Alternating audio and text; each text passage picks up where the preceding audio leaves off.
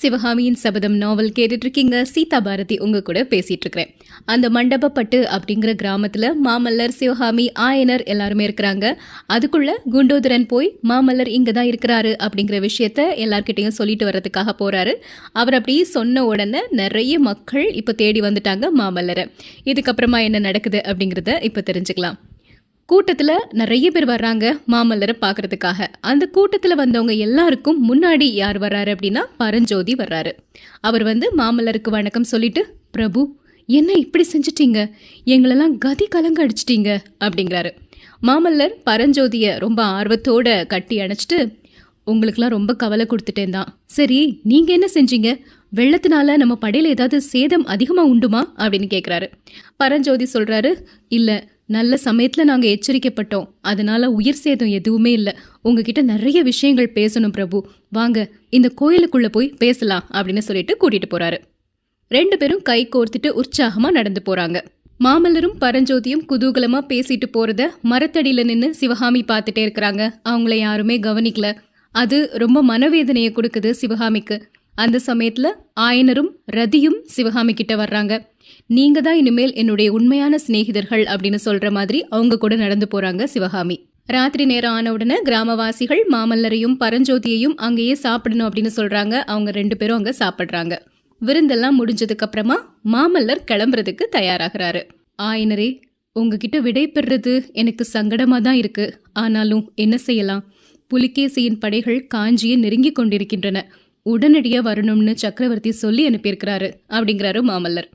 மாமல்லர் கிட்ட ஆயனருக்கு அளவு கடந்த அன்பும் மரியாதையும் உண்டு. அதனால, பிரபு, இவ்வளோ நாள் நீங்க இங்க இருந்தது நாங்க செஞ்ச பெரிய பாக்கியம். இதுக்கு மேல நாங்க ஆசைப்படக்கூடாது. போயிட்டு வாங்க. உங்களை வழி அனுப்ப நாங்களும் நதிக்கரை வரைக்கும் வரலாம் அல்லவா அப்படின்னு கேக்குறாரு. அவ்வளவு தூரம் வரணும்னு அவசியம் இல்ல, இஷ்டப்பட்டா வாங்க அப்படின்னு மாமல்லர் சொல்றாரு. மாமல்லர் சிவகாமியை பாக்குறாரு. சிவகாமி வேறு பக்கம் பார்த்துட்டு இருக்கிறாங்க. இந்த அபூர்வமான காதலர்களுக்கு மத்தியில திடீர்னு ஒரு திரை விழுந்த மாதிரி இருந்தது. 3ஆம் ஜாமம் இரவு நேரத்துல முடியக்கூடிய சமயத்துல சந்திரன் மேற்கு வானத்துல பிரகாசித்து கொண்டிருந்த சமயத்துல வராக நதிக்கரையில ஆயத்தமா படகுகள் நின்னுட்டு இருந்தது. அதுல மாமல்லரும் பரஞ்சோதியும் ஏறிக்கிட்டாங்க. கரையில கிராமவாசிகளும் ஆயனரும் சிவகாமியும் நிக்கிறாங்க. இவ்வளோ நேரமும் எங்கேயோ போயிட்டு திடீர்னு ஓட்டமா திரும்பி வந்த குண்டோதரன் பின்னாடி வந்து நிக்கிறான். நதிக்கரையிலையும் மாமல்லர் சிவகாமி கிட்ட பேசுறதுக்கு வாய்ப்பு கிடைக்கல. படகுல ஏறினதுக்கு அப்புறம் அவரு கரையில இருந்த சிவகாமிய அப்படியே பார்த்துட்டே இருக்கிறாரு. சிவகாமியும் ஆயனரை ஆர்வத்தோட ஏறிட்டு பாக்குறாங்க. ஏதாவது சொல்லணும் அப்படின்னு மாமல்லருடைய உதடுகள் துடித்தன. ஆனா வார்த்தைகள் எதுவுமே வரல.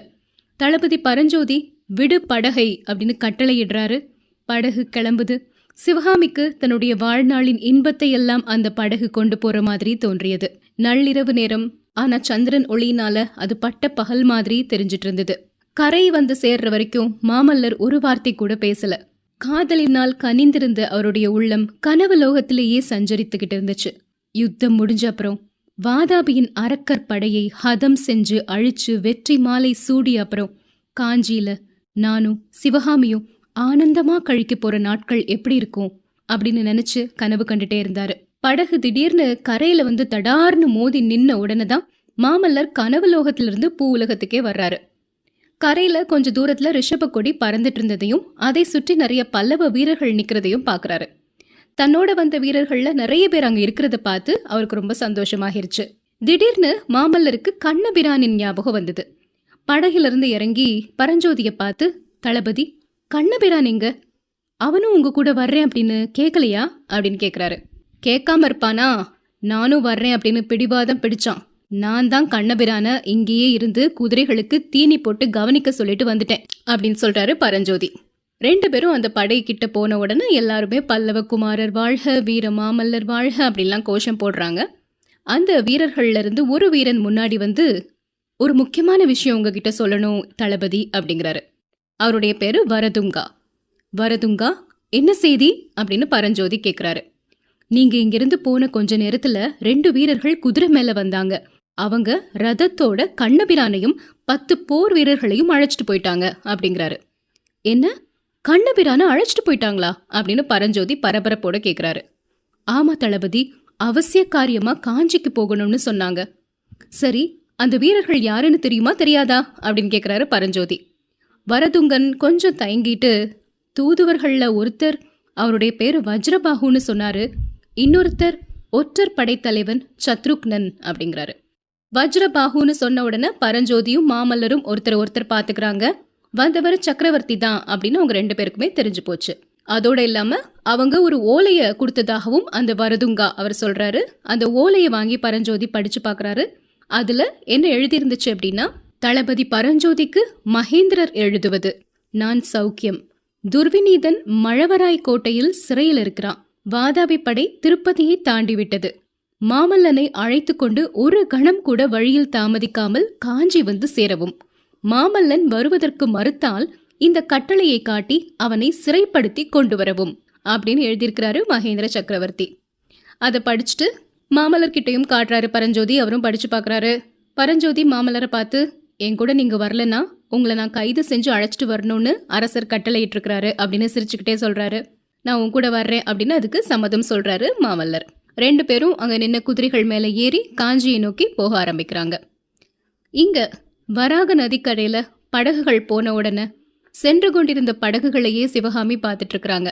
அந்த சமயத்துல திடீர்னு பின்னாடி மூச்சு வாங்க ஓடி ஒருத்தர் வந்து நிக்கிறாரு. அது யாரு அப்படின்னா குண்டோதரன். குண்டோதரனை பார்த்து ஆயனர் கேக்குறாரு, அப்பனே இவ்வளவு நேரம் எங்க போயிருந்த அப்படின்னு. ஐயோ, அதை ஏன் கேக்குறீங்க? நான் அந்த கரைக்கு போய் தளபதி கிட்ட மாமல்லர் இங்கதான் பத்திரமா இருக்காரு அப்படிங்கறத தெரிவிச்சுட்டு வர்றதுக்காக போனேன். திரும்பி வந்து பார்த்தா ஆத்தங்கரையில நான் கட்டி விட்டு போன பானை தெப்பத்தை காணும். மங்கலான வெளிச்சத்துல நான் பாக்குறேன், யாரோ ஒருத்தர் என்னுடைய தெப்பத்தை செலுத்திட்டு அந்த கரை வரைக்கும் போயிட்டே இருக்கிறது தெரிஞ்சுது. மொட்டை தலையையும் காவி துணியையும் பார்த்தா புத்த பிக்ஷு மாதிரி தான் இருந்தது. நம்ம நாகநந்தி அடிகளாக்கும் அப்படின்னு நினைச்சு கூப்பிட்டு பார்த்தேன். பிக்ஷு திரும்பவே இல்லை. எனக்கு நல்ல கோவம் வந்துருச்சு. உலகத்துல உள்ள காவி துணி அணிஞ்ச புத்த பிக்ஷுக்கள் எல்லாரையும் வாயில வந்த மாதிரி உரத்த குரல்ல திட்ட ஆரம்பிச்சிட்டேன். என்னோட குரலை கேட்டுட்டு நதி கரையோடு வந்த 2 பேர் என்கிட்ட வந்து, என்னப்பா சமாச்சாரம் அப்படின்னு விசாரிச்சாங்க. நான் விஷயத்த சொன்னேன். அவங்களும் நாகநந்தி பிக்ஷுவை தான் தேடிட்டு வந்தாங்க அப்படின்னு சொன்னாங்க. அப்புறம் நாங்க 3 பேரும் மரக்கட்டைகளையும் கொடிகளையும் சேர்த்து ஒரு தெப்பம் உண்டாக்கிட்டு இந்த கரையில வந்து சேர்ந்தோம். உடனே அவசரமா நம்ம மடத்துக்கு ஓடினேன். அதுக்குள்ள மாமல்லர் புறப்பட்டுட்டாரு அப்படின்னும் நீங்க வழி அனுப்ப போயிருக்கீங்க அப்படின்னும் தெரிஞ்சுது. திரும்பவும் இங்க வந்து பார்த்தா எல்லாரும் படகுல ஏறி போயிட்டாங்க. பாருங்க ஐயா, இந்த ராஜகுலத்தினரை நம்பவே கூடாது. மாமல்லர் என்கிட்ட சொல்லாமலே போயிட்டாரு பாத்தீங்களா. 3 நாள் உயிருக்குயிரா சிநேகிதனை போல பழகணுமே, அவர்கிட்ட சொல்லிட்டு போகணுமே அப்படிங்கிற ஞாபகம் கொஞ்சமாவது இருக்குதா மாமல்லருக்கு அப்படின்னு கேக்குறாரு. இப்படி மூச்சு விடாம குண்டோதரன் பேசினதெல்லாம் ஒரு காதனால கேட்டுட்டு இருந்த சிவகாமி, ஆமா குண்டோதரா, ராஜகுலத்தினரை நம்பவே கூடாது அப்படின்னு சொல்றாங்க. ஆயனர், அதெல்லாம் இருக்கட்டும் குண்டோதரா, நாகநந்தி இந்த கிராமத்துக்கு வந்தாருன்னா சொல்றேன், நான் பார்க்கலையே அப்படின்னு கேக்குறாரு. ஐயா, நாகப்பாம்பு அவ்வளவு சுலபமா வெளியே தலை காட்டுமா? புத்துக்குள்ள ஒளிஞ்சுக்கிட்டு இருக்கும் அப்படிங்கிறாரு குண்டோதரன். பெரியவங்களை பத்தி அப்படிலாம் சொல்லாத குண்டோதரா. நாகநந்தி பெரிய மகான். உண்மையிலே அவர் இந்த கிராமத்துல தங்குனாருன்னா எனக்கு ரொம்ப சந்தோஷம்தான். பாறையில நிறைய கோயில்கள்லாம் அமைக்கணும் அப்படின்னு நான் யோசிச்சுட்டு இருக்கேன். அதுக்கு அவர் நிறைய யோசனைகள்லாம் சொல்வாரு அப்படிங்கிறாரு ஆயனர். அது சரி, இன்னும் 2 பேர் யாரோ நாகநந்தியை தேடிட்டு வந்தாங்கன்னு சொன்னியே, அவங்க யாரு அப்படின்னு கேக்குறாரு. குருநாதா, அந்த மனிதர்கள் கூட சிற்பக்கலையில ரொம்ப பிரியமுள்ளவங்க மாதிரி தான் தோணுச்சு. நம்ம பானை தெப்பம் பாறையில மோதி உடைஞ்சுதே, அந்த இடத்துல நாங்களும் மரக்கட்ட தெப்பத்துல வந்து இறங்கணும். பாறைகளை பார்த்த உடனே அந்த மனிதர்கள்ல ஒருத்தர் என்ன சொன்னார் தெரியுமா? உங்களை மாதிரியே இந்த பாறைகளை கொடைஞ்சு சிற்பங்கள் அமைச்சா எவ்வளோ நல்லா இருக்கும் அப்படின்னாரு. எனக்கு அதிசயமா இருந்தது. என் குருவும் அப்படித்தான் சொன்னாரு அப்படின்னு சொன்னேன். யாரு உன் குரு அப்படின்னு அந்த மனிதர் கேட்டாரு. உங்க பேரை சொன்ன உடனே அவரு ரொம்ப ஆச்சரியப்பட்டாரு. உங்களை கூட அவருக்கு தெரியும் போல இருக்குது குருவே அப்படிங்கிறாரு. அப்படி யாரு என்ன தெரிஞ்சவரு? பாறைகளை பார்த்த உடனே சிற்பம் படிக்கணும்னு ஞாபகம் வரக்கூடியவரு? நான் அறிஞ்ச வரைக்கும் ஒரே ஒருத்தர் தான் அப்படி உண்டு.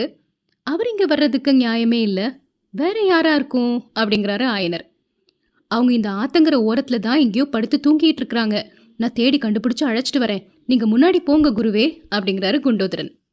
அதுக்குள்ள வராக நதியில படகுகள் பாதிக்கு மேல கடந்து போயிருச்சு அப்படிங்கிறதுனால அந்த ஊர்வாசிகள் எல்லாருமே திரும்பி போகலாமான்னு கேட்டுட்டு கிராமத்தை நோக்கி கிளம்ப ஆரம்பிச்சாங்க. அவங்களோட ஆயனரும் சிவகாமியும் புறப்பட்டு போனாங்க. போகும்போது கிராமவாசிகள் எல்லாரும் மாமல்லரோட அரிய குணங்களை பற்றியும் பரஞ்சோதிக்கும் அவருக்கும் இருக்கக்கூடிய சிநேகத்தை பற்றியும் பாராட்டி பேசிட்டே போனது சிவகாமியோட காதுல விழுந்தது. மாமல்லரின் பிரிவினால உலர்ந்து போயிருந்த அவங்க உள்ளத்துல அந்த வார்த்தைகள் இன்ப மழை துளிகள் போல விழுந்தன. இதுக்கப்புறமா என்ன நடக்குது தெரிஞ்சுக்கலாம்.